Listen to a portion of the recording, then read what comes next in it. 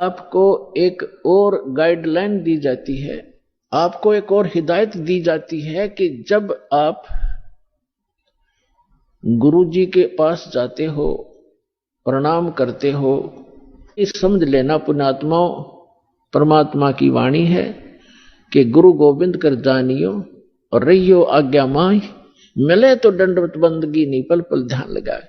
अब जैसे आप यहां से जाओगे शरीर छोड़ के, ये तो छूटेगा, आपको मालूम है सबको। हम चाहते तो नहीं है कभी मृत्यु हो, लेकिन या तो होगी वो मालिक के आधार पे है। अब तो आप भक्त हो गए, आपकी मृत्यु तो भगवान कबीर साहब के हाथ में है। आप कहोगे तब होगी, कई बार कह लोगे जब होगी। अब काल नहीं मार सकता आपको, अकाल मृत्यु नहीं मर सकते आप अगर नियम ठीक रखोगे।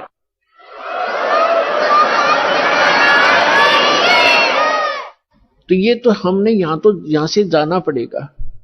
जब आप यहां शरीर छोड़कर जाओगे तो ऊपर जाकर के जहां भी आप देखोगे ये दास के रूप में वो कबीर परमेश्वर आपको खड़े दिखाई देंगे। और जो काल के दूत यहां संत आए हैं उनके रूप में वो काल उनका रूप होगा, लेकिन काल उनके संत के रूप में खड़े दिखेंगे। तो वहां जो जिस गुरु की वो शरण में है, तो वहां जाकर अपने गुरु जी के पास ही जाते हो, तो सीधे के अपने वो खड़े गुरु जी, तो अब उसके शेष सारे उस गुरु के पास, उसके शेष उस दूसरे गुरु के पास। तो वहां काल भी आता है जो उसने संत भेज रखा है इन जीवों का नाश करने के लिए, और परमात्मा आता स्वयं जिसने अपना संत भेज रखा है जीवों का विकास करने के लिए। तो इस दास के रूप में आपको वहां परमात्मा मिलेंगे।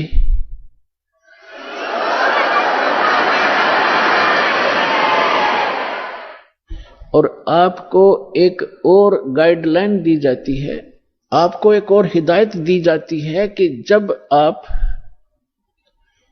गुरु जी के पास जाते हो, प्रणाम करते हो, तो उसमें एक अभ्यास बनाओ कि सतनाम का सुमरण अवश्य करें। प्रथम नाम मिला है तो प्रथम का अवश्य करें। जैसे प्रणाम करते करते भी आप एक सांस का सेवन आसानी से कर सकते हो। और उससे क्या होगा, जैसे यहां तो आपका अभ्यास बना रहेगा, भक्ति तो करनी है, तो उससे क्या होगा, जैसे आप सतलोक वहां जाओगे, एक तिरकुटी एक इंटरनेशनल एयरपोर्ट समझ लो तिरकुटी। जब वहां पहुंचोगे तो वहां आपको परमात्मा मिलेंगे इस दास के रूप में, और वहां काल भी धोखा देने के लिए इस दास का रूप बना सकता है। तो उसमें आप जी ने सिमरण करना है सतनाम का, क्योंकि वहां जाएगा तो सतनाम ही होगा आपके पास, सारनाम तो होगा ही होगा, सतनाम भी होगा। तो सतनाम का और सारनाम का जाप करना है। तो सतनाम का जाप करने मात्र से, और प्रथम मंत्र भी अगर प्राप्त है, इसमें प्रथम और लास्ट 2 मंत्र हैं इस 7 मंत्रों में, तो ये दोनों मंत्र भी गजब के मंत्र हैं। इनका भी जाप करने से क्या होगा, यदि सामने काल परमात्मा की बजाय स्वयं आकर के दास का रूप बनाकर खड़ा हो जाएगा, तो इस सिमरन से उसका तुरंत चेहरा बदल जाएगा, उसके ऊपर का आवरण हट जाएगा, उसकी वास्तविकता वो भूंडी शकल दिखाई देगी। फिर आप अपने आप दूर हो जाओगे, फिर इधर उधर देखोगे। अब थोड़ा सा एक प्रश्न सुनाते हैं आपको, क्योंकि सत्संग के अंदर बहुत से हिदायत देनी पड़ती है। तो ये सुमन करने से भी अगर शकल नहीं बदलती है तो आपके ओरिजिनल गुरुजी और ओरिजिनल गॉड हैं। एक समय एक इंद्रमती नाम की एक रानी थी, चंद्र विजय राजा की। एक चंद्र विजय नाम का राजा था, उसकी इंद्रमती नाम की एक रानी थी, और वो बहुत भक्तनी थी भगवान की। फिर पिछले जन्म से, पिछले पुण्य से ही अच्छी आत्माएं राजा बनती हैं, रानी बनती हैं, और इतना सुख होकर के भी जो परमात्मा की तरफ में भगवान की भक्ति में लगे होते हैं वो पुण्यात्मा विशेष होती है। वो माई जो है उसने एक गुरु बना रखा था। उस गुरु जी ने उसको बता रखा था कि श्री राम श्री कृष्ण उसने बता रखा था कि भगवान विष्णु भगवान शिव की भक्ति करनी चाहिए, श्री राम की भक्ति करनी चाहिए, 68 तीर्थों पे जाना चाहिए, 68 तीर्थ करना चाहिए, एकादशी का व्रत रखना चाहिए। और उसने अब जैसे एक नियम है, कहते हैं धन चाहे तो दान कर और मोक्ष चाहे भज राम। तो हमने यहां इस काल के लोक में रहना है तो धन भी चाहिएगा और राम भी प्राप्त करना है, तो हमने दान भी करना है और सच्चा नाम भी जपना है। अब उसके गुरुजी ने बता रखा था कि बेटी पिछले जन्म में तैने बहुत पुण्य कर रखे हैं, घने धर्म कर रखा है, जिस कारण से तू रानी बन गई। आगे ऐसी ही अच्छा जीवन प्राप्ति के लिए आप साधु संतों को भोजन कराया कर बेटा। वैसे तो आए अतिथि को भी भोजन करा दे, उसका भी पुण्य है, लेकिन भगत संत को भोजन कराने का न्यारा फल मिलता है। अब जैसे आपके पास पशु हैं, भैंस या गाय, एक भैंस या गाय है जो दूध देती है और अन्य भी पशु हैं जो अभी दूध नहीं दे रहे, वो भी अपने पालने ही पड़ते। अब एक तो उस दूध ना दे रहे पशु को जो चारा दिया जाता है, आहार खिलाया जाता है, वो भी हमारा कर्तव्य बनता है। लेकिन जो दूध वाले को जो चारा चराया जाता है, बिनौले खल आदि हम डालते हैं, तो वो तुरंत लाभ दे देता है। सुबह अच्छा भोजन कराओगे, चारा चराओगे, तो शाम में दूध घना पाओगे उसके। तो इस प्रकार संत और भक्त होते हैं दूध वाले, और अन्य जो अतिथि आते हैं जो भक्त नहीं, भक्त है तो अच्छी बात है ना, तो वो भी एक कर्तव्य जानकर हमने उनको भी अवश्य भोजन कराना चाहिए और आतिथ्य सत्कार से कराना चाहिए। लेकिन साधु संतों का भोजन कराया हुआ अत्यधिक लाभ देता है।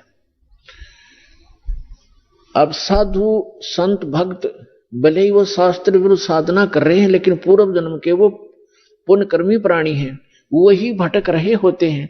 कोई लाल पीले कपड़े पहनता है, कोई दाढ़ी बढ़ा लेता है, कोई मूंड मुड़ा लेता है, कोई तिलक लगाता है, जैसा भी उसको मार्गदर्शक मिल गया, क्योंकि उसको परमात्मा चाहिए, चाहे किसी भी भेख बनाने से मिल जाए, वो परमात्मा की तरफ तड़प रहा है। ऐसे कोई व्यक्ति को भोजन कराने से विशेष लाभ होता है, क्योंकि अब तो साधना ठीक है नहीं, लेकिन पूर्व जन्म की कमाई उसकी है, और वो भक्त भगवान का विशेष प्यारा होता है। चाहे आज वो किसी की पूजा कर रहा है, लेकिन वो भगवान कबीर साहब का ही बच्चा है। तो इसलिए ये एक नियम है।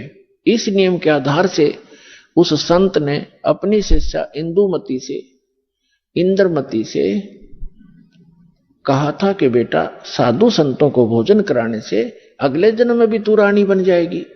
अब इनको ज्ञान इतना ही था कि रानी बन जा, रानी कितनी बार बनेगी, फिर गद्दी भी तो बनेगी। वो एक दिन वो समस्या इनका समझ में नहीं आ रही थी, अकिया भी पड़े गले में। ठीक है, जितना उनको ज्ञान था उस रानी को ज्ञान उसने दे रखा था। अब वो अपने गुरु जी के बताए मार्ग पर कति दृढ़ थी। अब क्योंकि वो ऐसी पुण्यात्माएं कबीर साहब के बच्चे हैं, परमात्मा कहते हैं दो जन मेरी शरण है, ताका हूं मैं दास और गेल गेल लाग गया फिरूं, साथ साथ फिरता रहता हूं जब तक धरती आकाश। आपको बहुत बार बताया, क्योंकि ये दातंग मार्ग है पुण्यात्माओं। आपने केवल कथाएं सुनी है, ये राम कृष्ण की, सुदामा और कृष्ण की, बेलनी और राम की, राम रावण की लड़ाई, महाभारत का युद्ध, ये भी एक इतिहास है, लेकिन ये अध्यात्म मार्ग नहीं था। अब ये है संपूर्ण अध्यात्म मार्ग ज्ञान, इसको बहुत प्रकार से समझाना पड़ता है। तो उसने सोचा, अब रानी ने जो भी गुरुजी ने बताया था उस पर दृढ़ होगी, और उसने ये सोचा कि भी साधु संतों को भोजन कराना अनिवार्य है। उसने एक अपना नियम बना लिया कि मुझे भूल ना पड़े, मैं प्रतिदिन संतों को, जितने भी आसपास संत हैं, 2, 4, 10, कम से कम एक को तो भोजन करा कर ही मैं प्रतिदिन आहार किया करूंगी। तो उसने अपने नौकरों से बोल दिया कि आसपास जो भी जंगल में कोई साधु संत हो उनको प्रार्थना करके आओ कि डेली यहां भोजन करके जाएं, और जो यहां नहीं आ सकते उनको वहां पहुंचा कर आओ। अपने हाथों रोटी बनाती रानी होकर, चाहे 10 संत आते, चाहे 5 आते, चाहे 20 आते। तो ये सिलसिला शुरू था। एक बार क्या हुआ कि कुंभ के मेले का कोई ऐसा संस्कार हो गया। कुंभ के मेले पर हरिद्वार में चले गए सभी साधु संत उस तीर्थ पर भी लेने के लिए, और पैदल आना जाना होता था तो 10-15 दिन का प्रोग्राम उनका बनता ही बनता था। कोई भी संत उस क्षेत्र में रहा नहीं।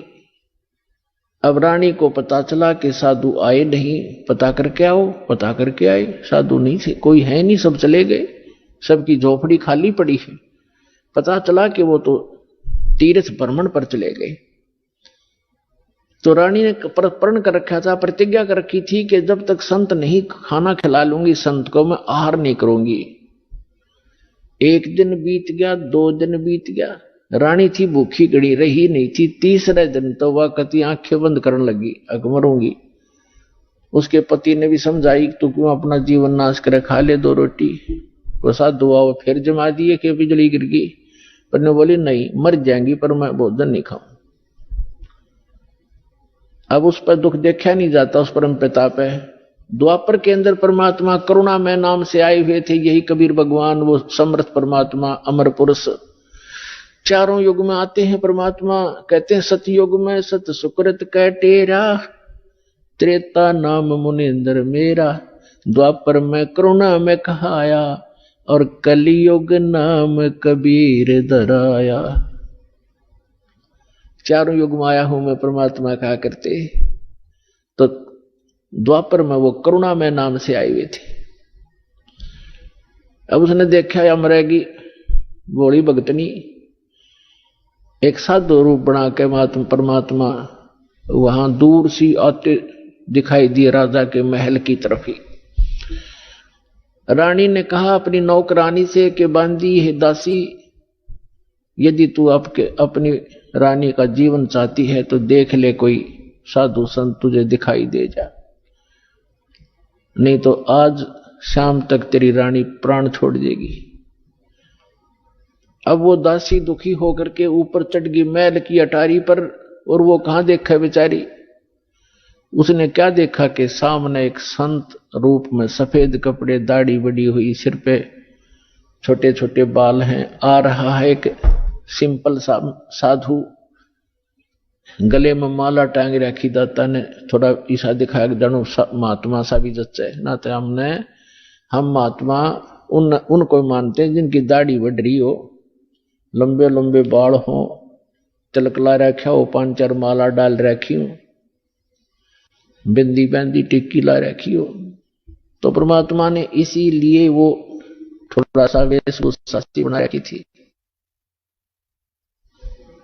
रानी वो नौकरानी स्पीड तक नीचे आई और रानी से कहा कि एक महात्मा सा नजर आवा है, कपड़े तो लाल हैं नहीं पर सकल साधु जैसी लगती है, कहो तो लाऊं बुला के। अकेला बहन ले आ, जैसा भी हो। अब वो नीचे गए, इतने परमात्मा भी महल के निकट से आ गए। नौकरानी ने प्रणाम किया और कहा, महाराज आपको हमारी रानी याद कर रही है। परमात्मा ने पूछा, आप कौन हो? कि मैं नौकरानी हूं।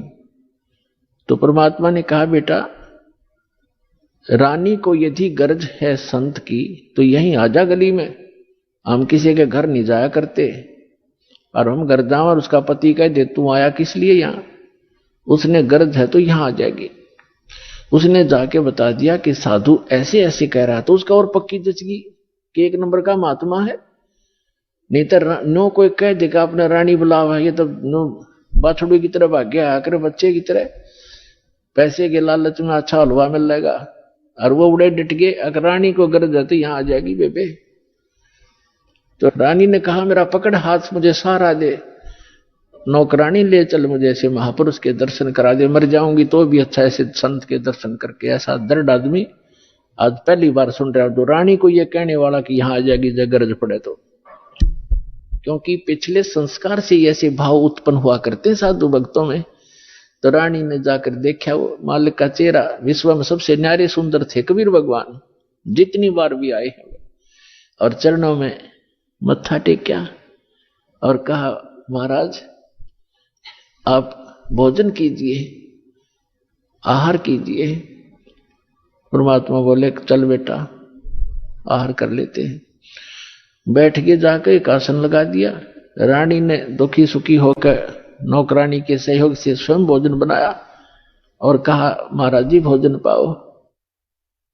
तो परमात्मा ने कहा बेटा आप इतना कोई रोग है आपको क्या, इतनी अक्सीन कैसे होगी? तो उसने सारी कहानी बताई कि मैं प्रतिदिन एक साधु को भोजन करा के भोजन करती थी, संत रहे नहीं क्योंकि वो उस पे कुंभ के मेले में स्नान के लिए चले गए। आज तीसरा दिन आ गया महाराज जी, आप नहाते ताज में मर जाती।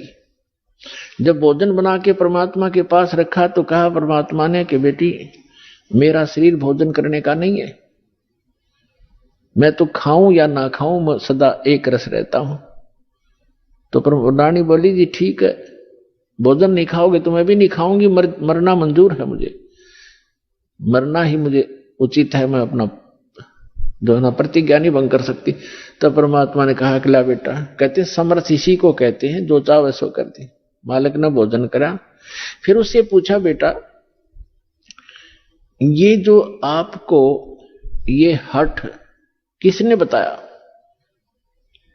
रानी ने कहा कि मैंने अब गुरुजी बना रखे हैं, हमारे गुरु बहुत अच्छे हैं।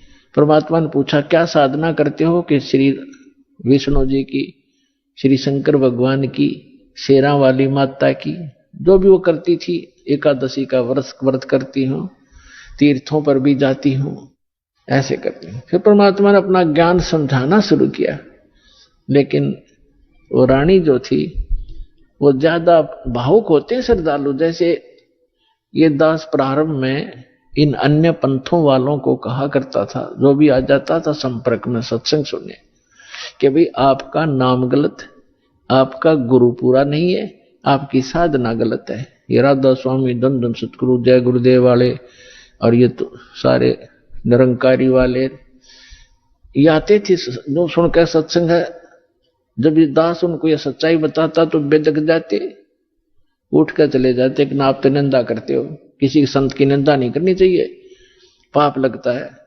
अरे भले आदमियों, निंदा क्या की मैंने? तेरे गुरु को चोर बताया ना, डाकू ठग बताया नहीं, उसके ज्ञान की त्रुटि बताई है, ज्ञान में कमी है आपके गुरुजी में। संत तो अच्छे ही होते लेकिन ना समझ में आई। ये श्रद्धालु होते हैं कि ना गुरुजी के बारे में कुछ नहीं सुन सकता, और अब आने लग रहे रोते हुए लुट पिट के, रोआ बरीत रहे, नाश हो गया।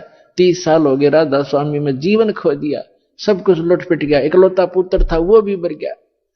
बता अब टिंडे ले लो राधा स्वामी में, धन धन सतगुरु में। अब साची के 6 माह में गुस्सा होते थे। और यहाँ का इतिहास देख लो, सन 1994 से जो जुड़े हैं आज उनके ठाठ देख लो, और उनके घर में कोई दुर्घटना हुई तो आप पूछ कर देख लो, लाखों की संख्या में भक्त है। तो भगवान की शरण न्यारी होती है।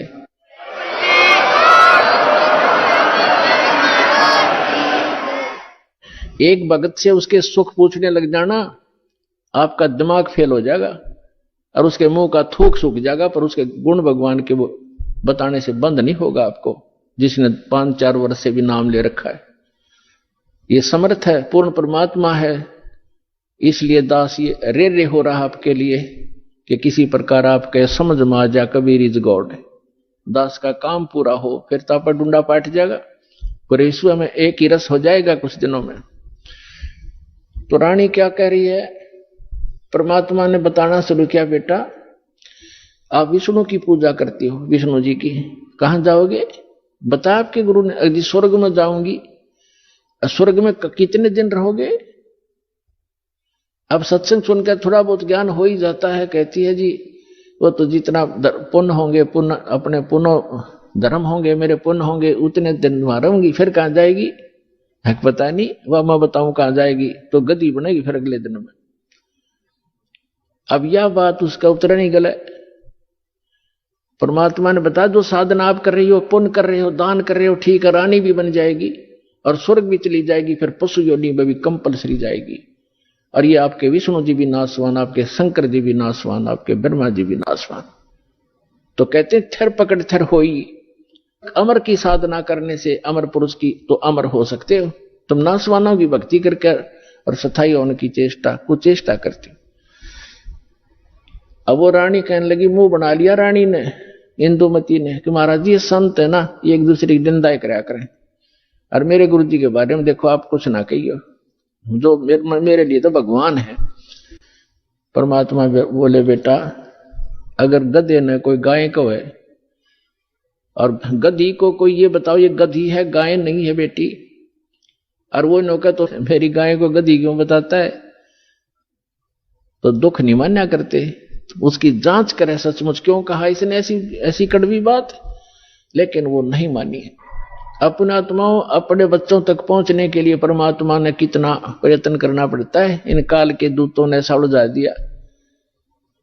अब परमात्मा ने बहुत कोशिश की कि बेटा मैं तेरे हित की बात कह रहा हूं, मैं तेरे गुरु जी को चोर नहीं कहता, गुंडा डाकू नहीं कहता, उनको ज्ञान नहीं है, वो विष्णु जी को समर्थ शक्ति बताते हैं, विष्णु जी खुद नासवान है, तो आपकी रक्षा कैसे करेगा वो? शिव जी को आप भगवान मानते हो। परमात्मा ने बताया कि जिस समय भस्मागिरी नाम का एक संत भगवान तेरे शंकर जी के सामने ऊपर ने पैर नीचे ने सिर करके 12 वर्ष तपस्या की, आपने पढ़ा होगा पुराण में, कहां जी पढ़ रखा है, सुना है, पढ़ा भी है। और जब भस्मकंडा शिव से मांग लिया और भगवान शिव को मारने की चेष्टा करने लगा वो भस्मासुर, तो भगवान शिव जी ने क्या किया, भाग्य थे ना वो, तो वो अविनाशी है, जिनको तो अविनाशी मान रही उनसे तू रक्षा की बाट देखे, सुरक्षा वो आप सुरक्षित नहीं। अब बात सारी साची, पर गुरु जी के बारे में सुनना कति पसंद नहीं, वो पिछला रंग चढ़ रहा है कसूता। तब परमात्मा ने कहा बेटा मान से मत मान, देखो मैं वैसे अपने आप को भगवान कहें तो कोई ना कतिये ना मानने जनता। परमात्मा ने कहा कि जिस भगवान की मैं भक्ति बताता हूं वो अजरो अमर है, उसकी भक्ति करने से आपकी आयु भी बढ़ जाएगी, जो मंत्र मैं दूंगा, और जो मंत्र आप जाप करते हो इससे आपकी उम्र ना बढ़ सकती ना घट सकती, और हम जो मंत्र देंगे उससे आपकी जितनी आयु आप चाहोगे वो बढ़ जाएगी। तो वो फिर भी ये कहती है जी इस तरह की बातें तो ये संत आपस में खूब जानते हैं, मुझे तो अपना गुरु बिल्कुल मेरे हृदय में समा रहे हैं।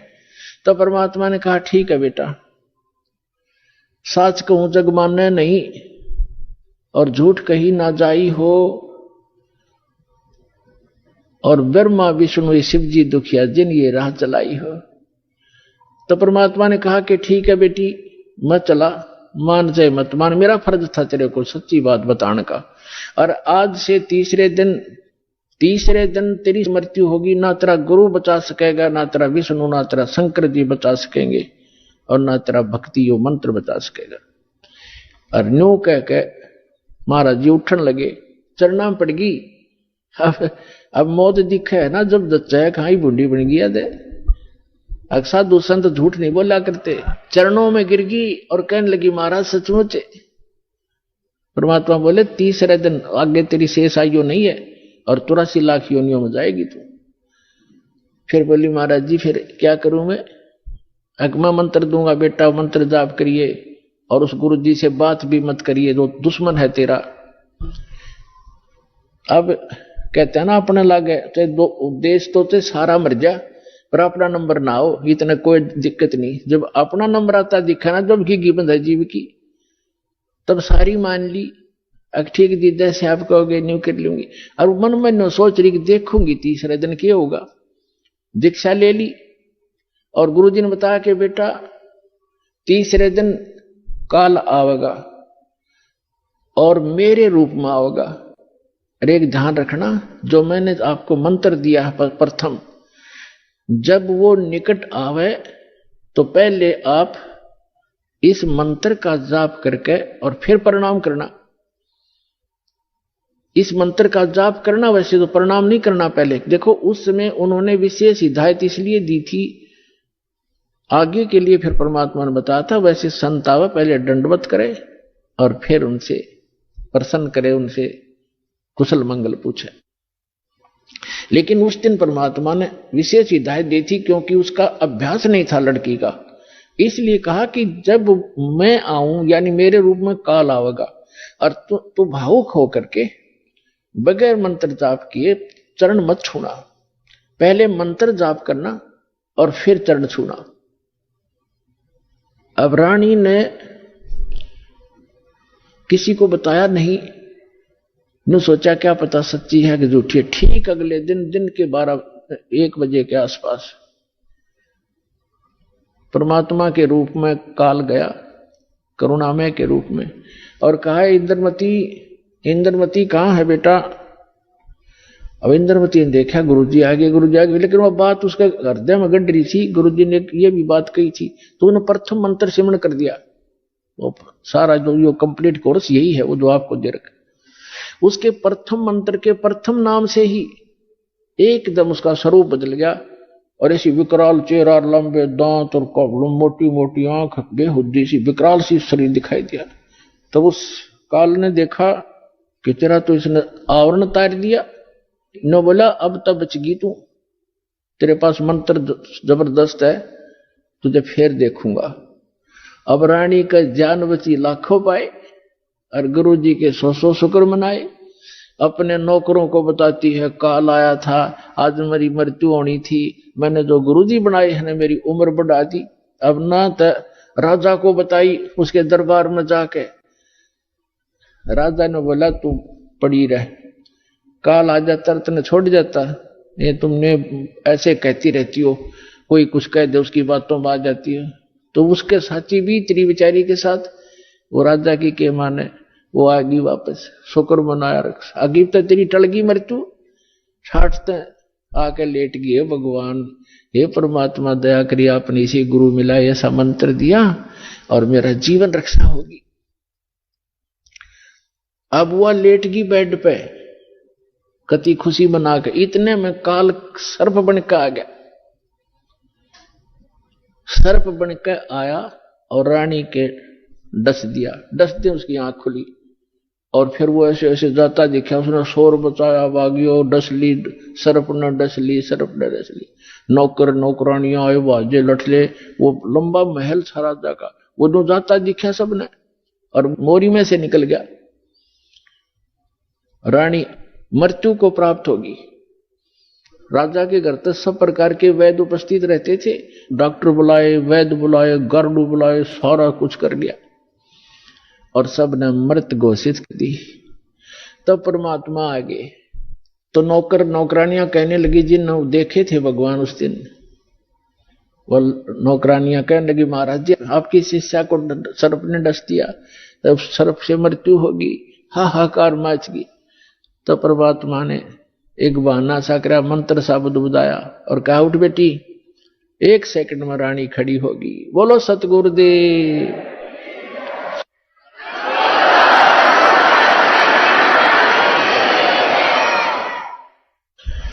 धन धन सतगुरु सत कबीर, भगत की पीड़ मिटाने वाले। धन धन सत कबीर, भगत की पीड़ मिटाने वाले, भक्त की पीड़ मिटाने वाले, भक्त की वाले। धन धन सतगुरु सत कबीर, भक्त की रहे नल नील यतन करे हार, तब सतगुरु से करी पुकार। रहे नल नील यतन करे हार, तब सतगुरु से करी पुकार। जा सतरे खालखी अपार, सिंधु पे सिलात रहने वाली। जा सतरे खालखी अपार, सिंधु पे सिलात रहने वाले। धन धन सतगुरु सत कबीर, भक्त की पीड़ मिटाने वाले भक्त की, पीड़ मिटाने वाले भक्त की, धन धन सतगुरु सत कबीर भक्त की। डसी सर्प ने जब जा पुकारी, इंद्रमती अकुलाए। डसी सर्प ने जब जा पुकारी, इंद्रमती अकुलाए। आपने तुरंत करी सहाय बेरूली, मंत्र सुनाने वाले। आपने तुरंत करी सहाय बेरूली, मंत्र सुनाने वाले। धन धन सतगुरु सत कबीर। भक्त की पीड़ मिटाने वाले, भक्त की पीर मिटाने वाले। धन धन सतगुरु सत कबीर भक्त की। दामोदर सेठ के होठ अकाज, अर्ज करी डूबता देख जहाज। दामोदर सेठ के होठ अकाज, अर्ज करी डूबता देख जहाज। लाज मेरी रखियो गरीब नवाज, समुद्र से पार लंघाने वाले। लाज मेरी रखियो गरीब नवाज, समुद्र से पार लंघाने वाले। धन धन सतगुरु सत कबीर भक्त की। भक्त की पीड़ मिटाने वाले, भक्त की पीर मिटाने वाले। धन धन सतगुरु सत कबीर। कह कर जोर दीन धर्मदास, दरस दे पूर्ण करियो आस। कह कर जोड़ दीन धर्मदास, दरस दे पूर्ण करियो आस। मेटियो जन्म मरण की तरास, वो सत पद प्राप्त कराने वाले। मेटियो जन्म मरण की तरास, वो सत पद प्राप्त कराने वाले। धन धन सतगुरु सत कबीर भक्त की, पीड़ मिटाने वाले। भक्त की पीड़ मिटाने वाले, भक्त की पीड़ मिटाने वाले। धन धन सतगुरु सत कबीर भक्त की। भक्त की पीड़ मिटाने वाले, भक्त की पीड़ मिटाने वाले। धन धन सतगुरु कबीर भक्त की। कह कर जोड़ दीन धर्मदास, दरस दे पूर्ण करियो आस। कह कर जोड़ दीन धर्मदास, दरस दे पूर्ण करियो आस। मेटियो हो जन्म मरण की तरास, सत्य पद प्राप्त कराने वाले। धन धन सतगुरु सत कबीर भक्त की, पीड़ मिटाने वाले। डसी सर्प ने जब जा, डसी सर्प ने जब जाए पुकारी, इंद्रमती अकुलाए। आपने तुरंत करी सहाय बेरुली, मंत्र सुनाने वाले। परमात्मा ने लीला की। रानी ने पूछा महाराज ये कौन सा मंत्र था? परमात्मा ने कहा बेटा बेरुली मंत्र है। बेरुली मंत्र क्या कि राम नाम जप बेरुली, गुरु की शरण में रह बेरुली। वो तो एक बहाना बनाया था कि इस बालक को बुला दूं, लेकिन वो तो समझ सकती है मंत्र की क्या आवश्यकता उसको। अब रानी की खुशी का ठिकाना नहीं रहा और राजा का भी दचगी, गारडू भी फेल, वैद्य भी फेल।